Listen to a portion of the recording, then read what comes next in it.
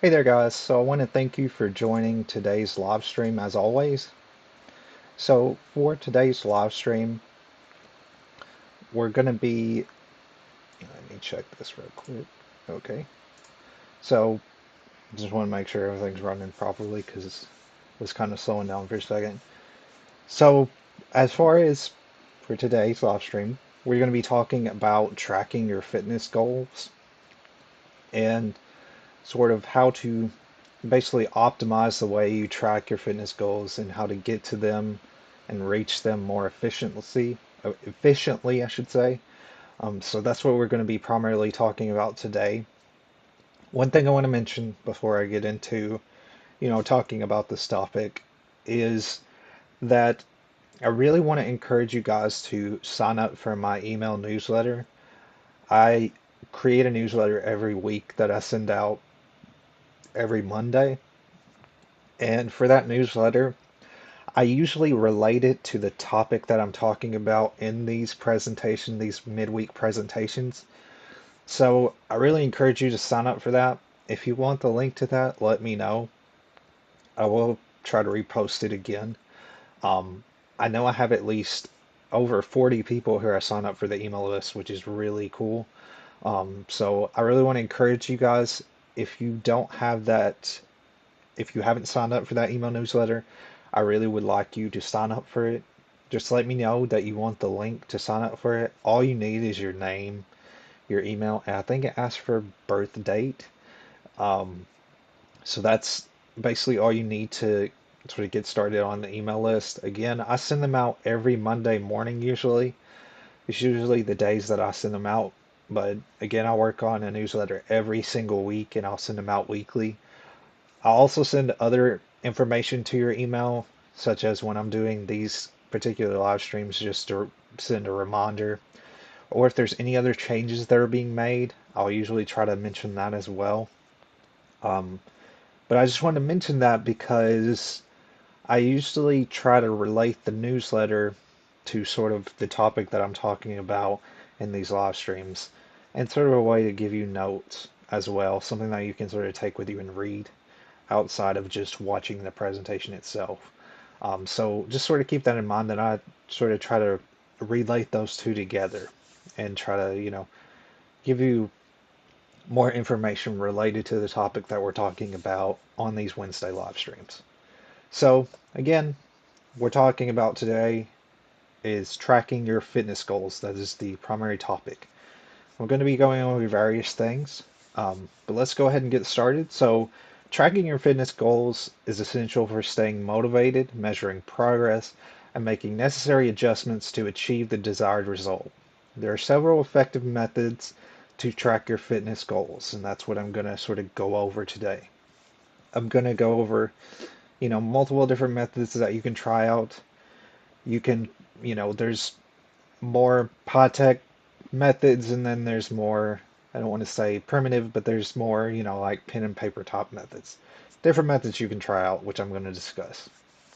So, really, what you need to know and what you need to sort of, I guess, search the answer out for yourself is to find out what works for you. So, what is the best way that you really want to track your fitness goals? So, a fitness journal or notebook. That's the first thing. So, this can be either or. So, if you're somebody who is more focused on, having something tangible, something physical that you can write down, sort of your goals and your workouts, definitely try that method. For me, I kind of do a mix of both, which you can do. And we're going to discuss a little bit further as we go into talking about the mobile app. But keeping a dedicated journal or notebook to record your workouts, exercises, sets, and reps, and any relevant notes. This method allows you to visually see your progress over time and identify patterns or trends. So for me, I actually have as far as my to-do list for the day, I have pretty much a planner that I use.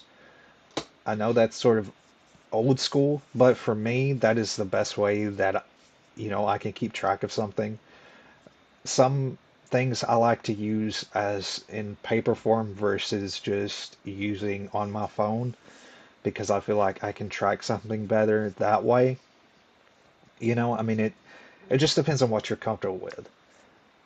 Now, the other method is a mobile app or a fitness tracker. So, using various fitness apps and wearable devices like fitness trackers or smartwatches to monitor your activity levels or as well as your heart rate, sleep patterns, and more. Many apps also offer features like goal setting and reminders to keep you on track. So there is benefits to either or.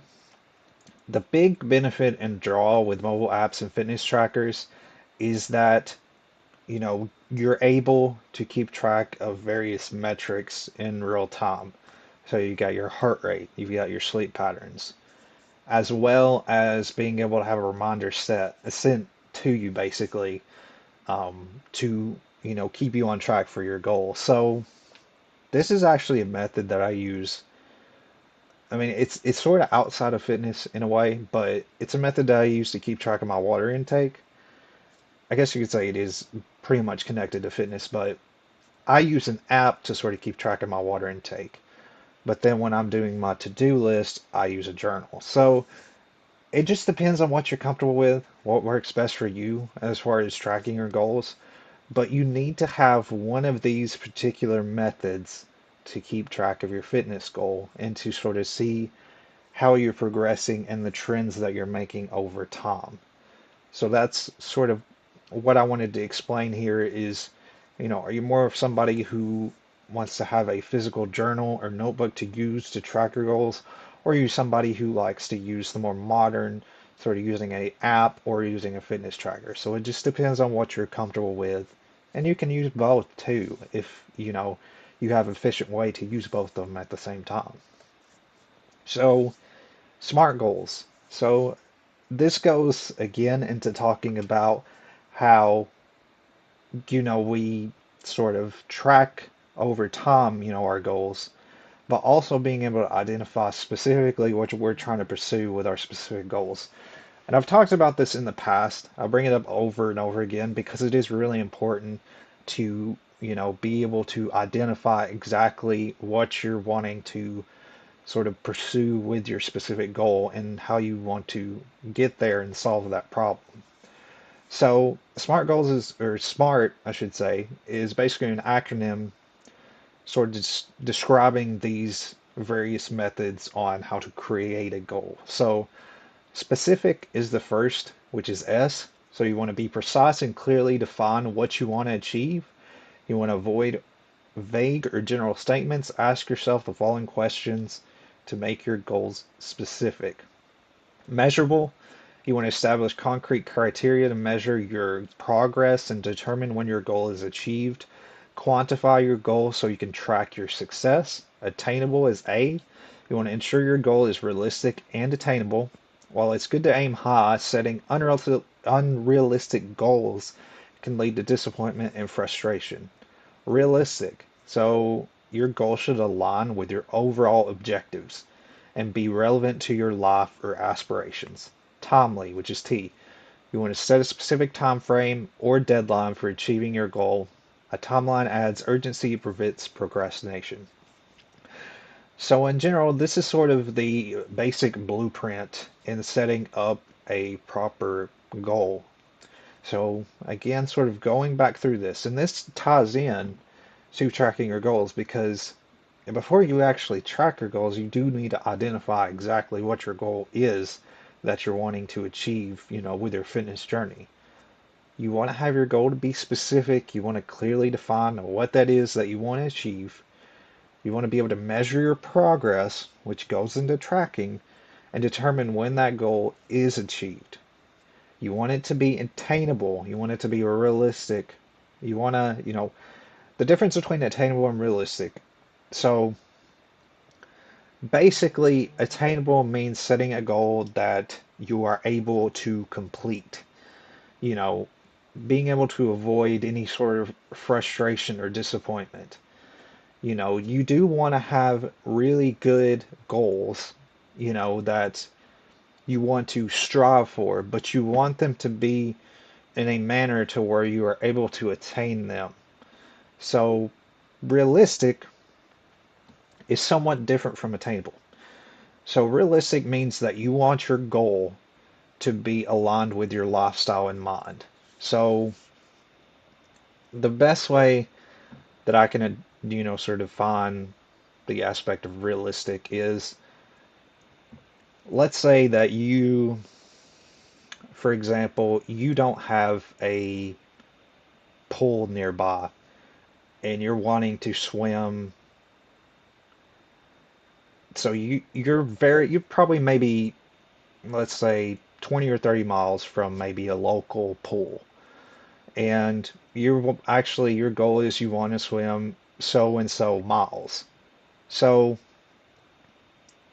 in the sort of aspect of your life, if the pool is, sort of 30 miles away, that's kind of outside of your relevancy of your life if you're having to go out of your way to do something, if that makes sense.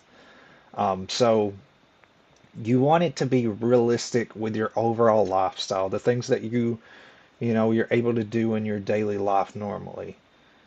So that's basically what it means to be realistic. So just keep in mind that you want it to be relevant to your life and aspirations. And that's sort of what the difference is between attainable and realistic. The reason I want to sort of, separate those apart is because they are different, even though they look like they're the same. So going back to that, attainable means you want to have a goal that you're able to reach that's challenging enough, but you are able to attain it. Realistic is you want the goal to be relevant into your specific life or aspirations. That's the difference between the two. Timely, again, this is basically all you're doing is setting a specific time frame or a deadline to achieve that goal.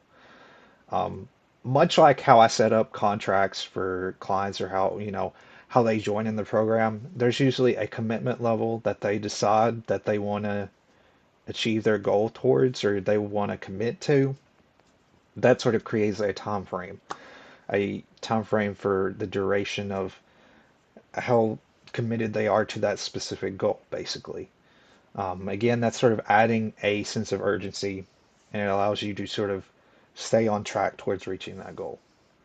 So I know I sort of talked a little bit into detail about, SMART goals, but that is the key aspect that you need to understand first is that before you track your goals, you do need to define exactly what it is you are trying to pursue, what it is, the problem you're trying to solve with your fitness journey and what you're trying to achieve.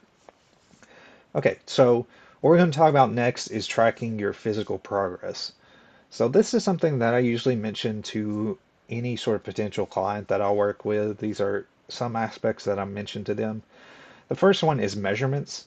So I don't require my clients to do this. However, it is very beneficial for them to see their progress over time. So measurements are basically a way to see key areas like the arms, chest, waist, hips, and legs regularly, and it helps to see the changes in measurements that can indicate muscle growth. So for example, if you're focusing on pursuing a muscle gain goal, it may be very beneficial for you to keep track of measurements, and to measure various parts of your body to see that progression to muscle.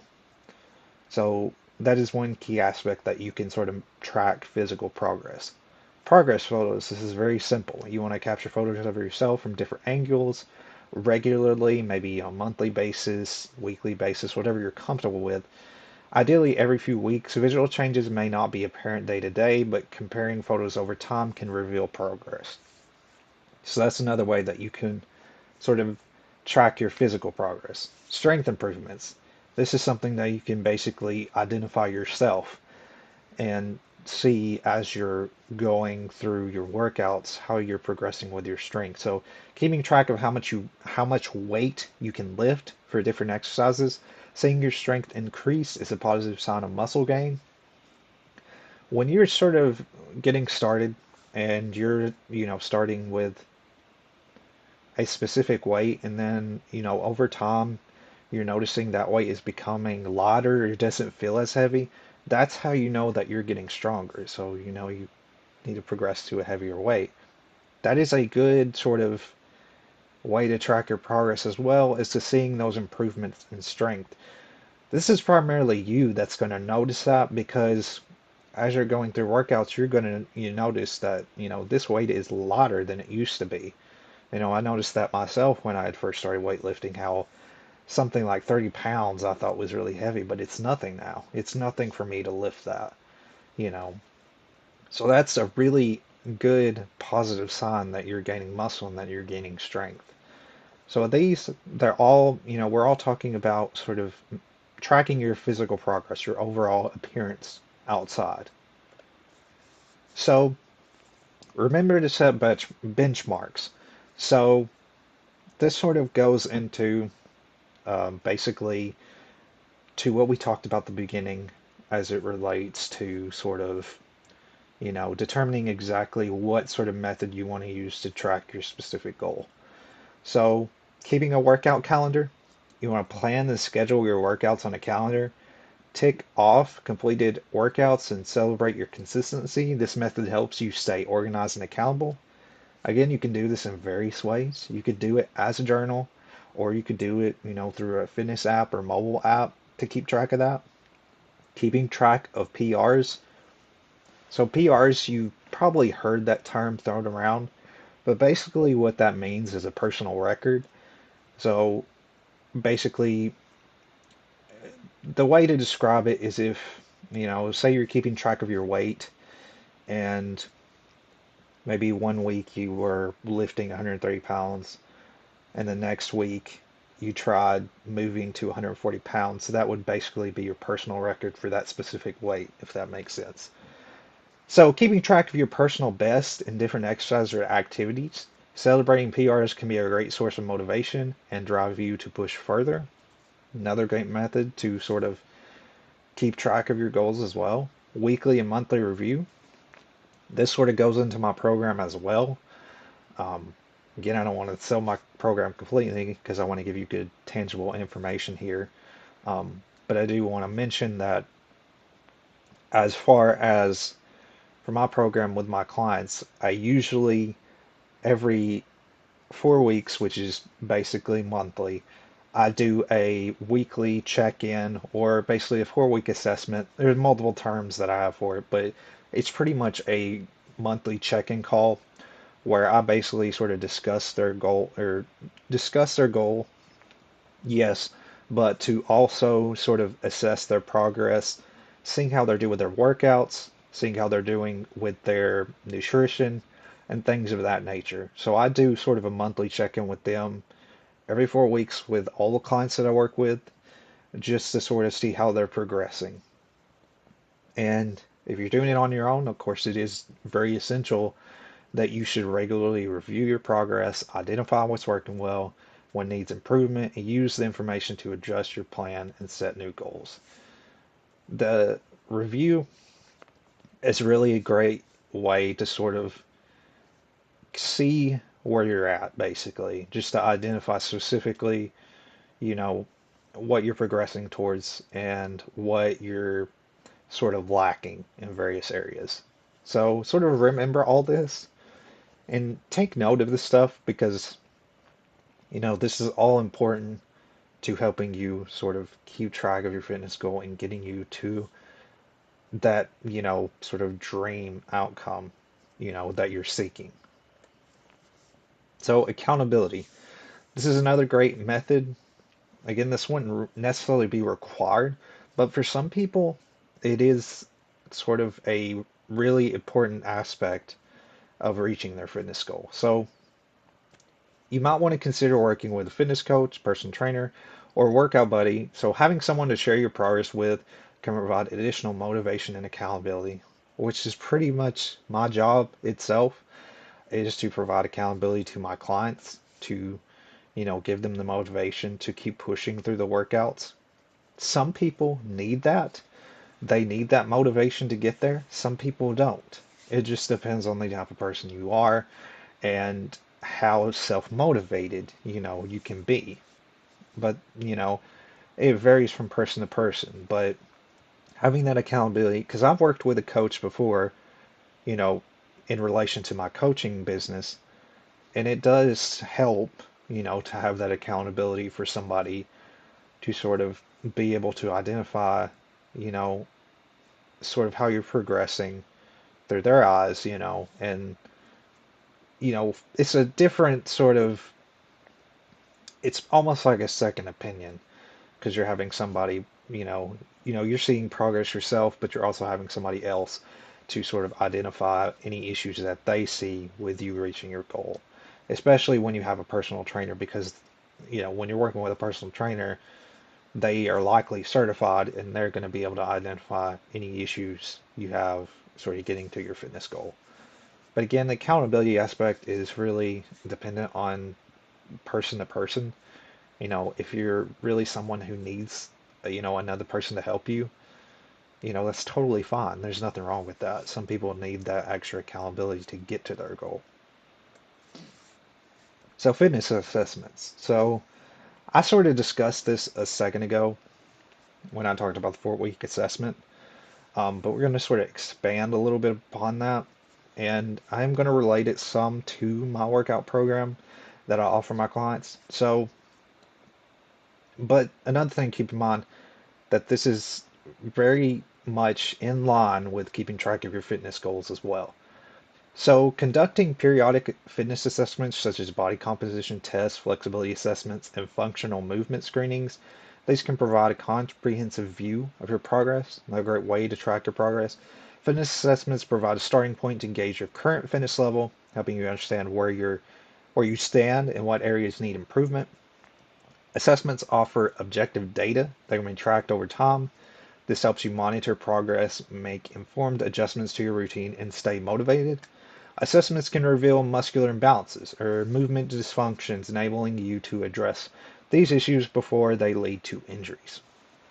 So, as far as with my clients, I do before they actually get into my program, and I may have mentioned this in the previous live stream, but I'm going to mention it again because it is important.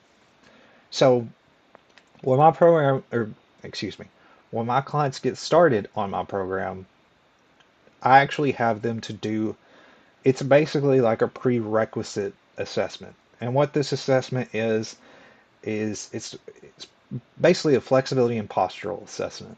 And the reasoning for this assessment being a prerequisite and being required before I create a workout plan is because this helps me exactly, you know, identify, like what's discussed in this last point, identify if that client has any muscle imbalances, has any sort of dysfunctions in their body that can possibly lead them to injury if I don't build them the proper workout plan. So that is the main core reason why I do that. And I require that for all my clients. Regardless, whatever level of fitness, I require them to do that because it's important for me to see. Usually they'll record a video so that I can see, where their baseline level is as far as their posture and their balance, their stability, because being aware of this is important because when they start, I want to be able to build them an efficient plan and be able to provide them with a safe workout to get started. Now, usually when I start out with a workout plan, I usually they start out in a stability phase, which focuses primarily on basic movement patterns, as well as, fixing those postural issues and muscle imbalances. So, it's more focused on low impact base workouts, doing stretching and things of that nature. And then from going beyond that stabilization phase, I'll move on to you know, more weightlifting based workouts, more dynamic workouts. So, starting out, I always focus on mastering those basic movement patterns and then moving on into, a more strength based phase for my clients. So I sort of wanted to mention that. I don't want to go too far off into my program, but that's one thing that I require with my clients is because, it's all about safety and being aware of any issues that they have as far as their posture and muscle imbalances. So another thing you want to do is remember to adjust your routine. Based on your progress, adjust your workout routine, nutrition plan, or goals as needed. Continuously evolving your approach can help you stay on track. Try not to get into that motion of getting into, a plateau. And, making adjustments is a good thing because you can sort of, you know, if you're constantly doing the same thing and you're not making any changes, then you're not gonna, your body's just gonna get so adjusted to it. You've got to create, like I've mentioned before, progressive overload with your workouts. You've got to make adjustments as you go. To build upon strength, you have to, add a little bit extra weight, add a little bit more volume, add a little more intensity, basically. So sort of keep that in mind that you need to, continue to adjust your routine as you go. So, all that being said, guys, that's all I have. I know this was a little bit longer than some of my previous live streams, but this is one topic that I like to talk about because it's